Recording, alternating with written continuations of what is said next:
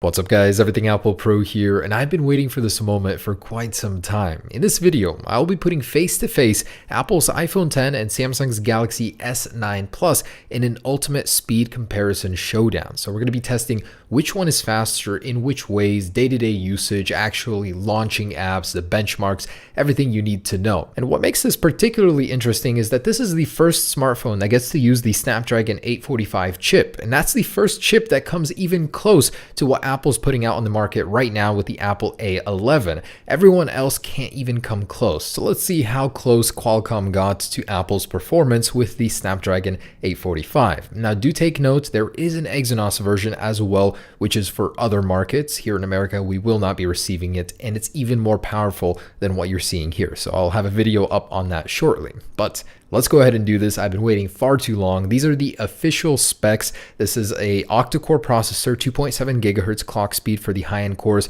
1.7 for the low-end cores. So pretty close, 6-core versus 8-core. And this is the current record sheet right now. For some reason, the iPhone 7 Plus is the reigning champion and OnePlus 5 for round 2. Let's see if this guy can beat it. So as usual, we will start with a real-world usage test. This is simulating basically your day-to-day usage on a smartphone. We'll be opening things up such as web-based apps like Snapchat, Instagram, to games and other things. So at this point in time, we are pretty evenly matched. We just started, but the S9 is showing that it is quite the powerful contender. It also has very short animations, and that gives it the effect of being very fast as well. So the iPhone X powers through editing an 8K image and exporting it. The S9 was a little bit slower there. And going into Minecraft, you can see that the iPhone X loads it pretty quickly. It is also optimized for the display of the iPhone X. Not sure if that would affect the S9's performance here. And do take note that the results you're seeing here may change with time. Maybe I'll retest it in a few months because the S9 is fresh and all these apps may not have been updated to support it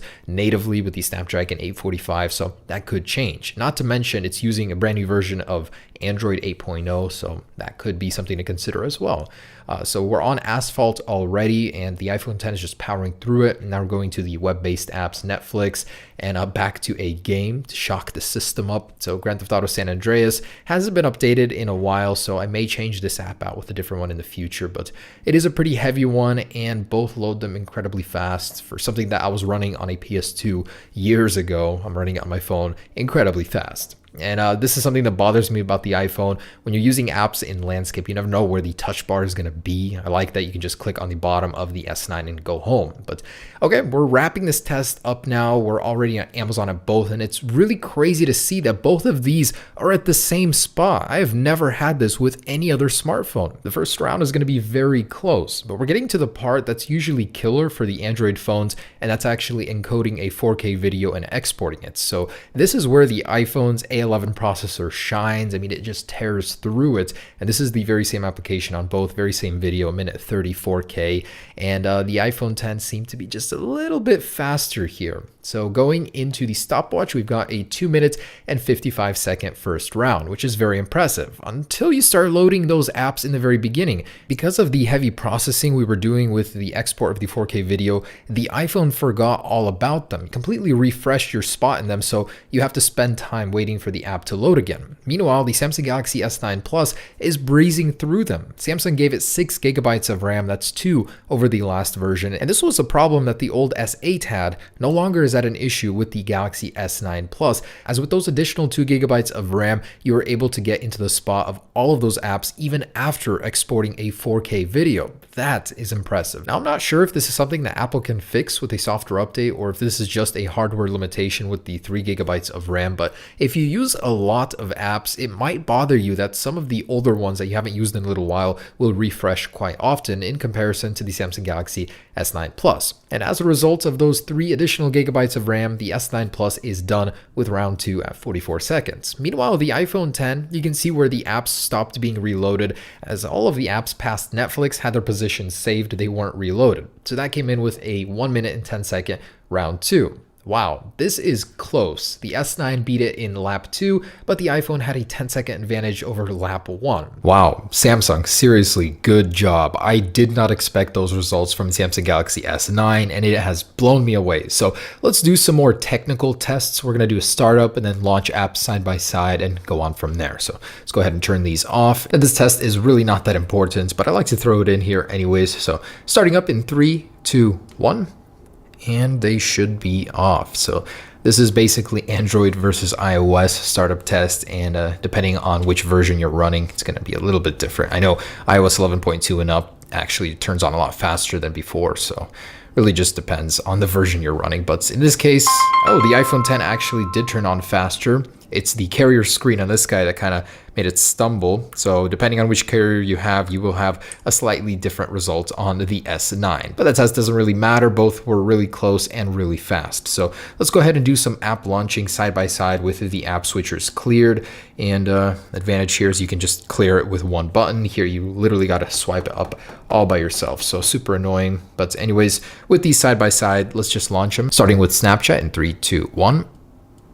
And the iPhone actually seems to have that one open faster. Instagram 1, 2. This is web-based. Wow, this guy had it loaded faster. The S9, the actual stock camera app 1, 2. And the iPhone 10 had that one loaded and ready to take a picture a little bit faster with the focus. Google Maps, the S9's home territory 1, 2, 3. Definitely faster on that guy as well. Photoshop Express 1, 2. And we're gonna load that 8K image real quick. All right, so with the export settings, 2, and the iPhone actually handled that one a little bit faster. And moving on to Minecraft, 1, 2. There's a delay on the S9, but did load it faster considerably. Cool. Let's actually load the world here, 1, 2. And S9 had that one up and running a little bit faster. Let's go to Asphalt 8. It's actually a really heavy and big game, so with a lot of web elements here. Man, this guy is really impressing me. Yeah, faster here too. Cool. And Netflix web-based 1, 2. About the same there. And Spotify. So another web-based one loaded faster on the S9. Very impressive. Yelp 1, 2. And web-based apps seem to load faster on the S9. Now it's pretty impressive here that this thing does so well. You know, I'm very shocked at how fast it opens things and all around how it handles itself. The only reason the iPhone 10 even won round 1 was because of the export speed with 4K. The encoding must be somewhat better using the A11 processor. With the native browsers, let's go ahead and visit apple.com, 1, 2, 3. And the iPhone, as that is its native territory here. And returning the favor, samsung.com, 1, 2, 3. And of course, the Samsung loads that one first. Wow, why is that taking so long? They're connected to the very same network here on both. Here we go, 1, 2, 3. And so the iPhone 10 was presented a little bit faster. So there's the browser results. Now let's get technical and actually get some numbers by running Geekbenches.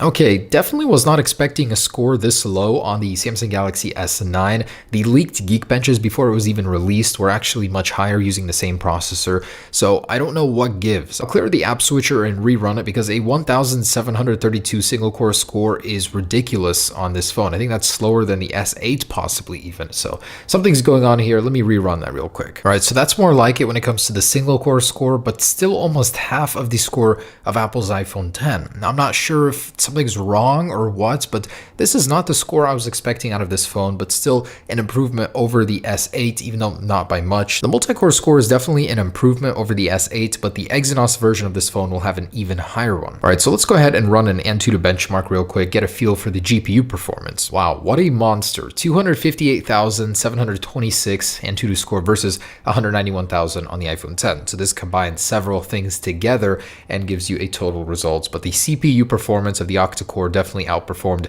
this guy on the iPhone 10. And next up, let's go ahead and test the Wi-Fi speed. So I do have gigabit. Let's see which one is capable of Wi-Fi speeds up to a gigabit or faster. Really not sure why I'm getting such a slow result, but only 112 megabit download speed versus 482 on the Samsung Galaxy S9. Pretty much the same upload speed. That's really impressive. This thing has some crazy internals when it comes to wireless. It's also capable of 1.2 gigabit download LTE. This one only around 600, so definitely more evolved there. All right, last thing to test is biometrics. Now this definitely is not easy to do. I have to look at both of them at the same time, so bear with me here. On the S9, we have iris scanning and facial scanning. On the iPhone 10, it's just facial scanning, but it's actually more secure as it's actually scanning more IR dots on your face. So in any case, let's go ahead and try this. 3, 2, 1.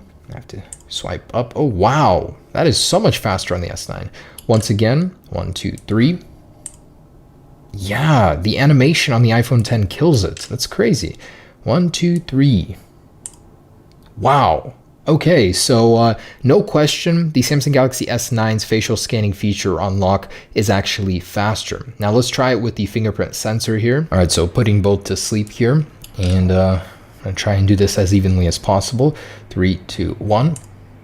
Wow, that is in another realm.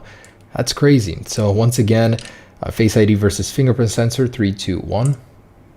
That is ridiculous. That is so much faster than any facial scanning feature. All right, guys, so there it is, the Samsung Galaxy S9 versus the iPhone 10 in an ultimate showdown of speed. And I gotta give it to Samsung. Wow, they built this thing amazingly. It is fast. And of course, to Qualcomm, who's providing the processor on this version. It surpassed my expectations for this phone and even surpassed the iPhone 10 in many ways. Mostly, the gap was bridged between these two in terms of performance.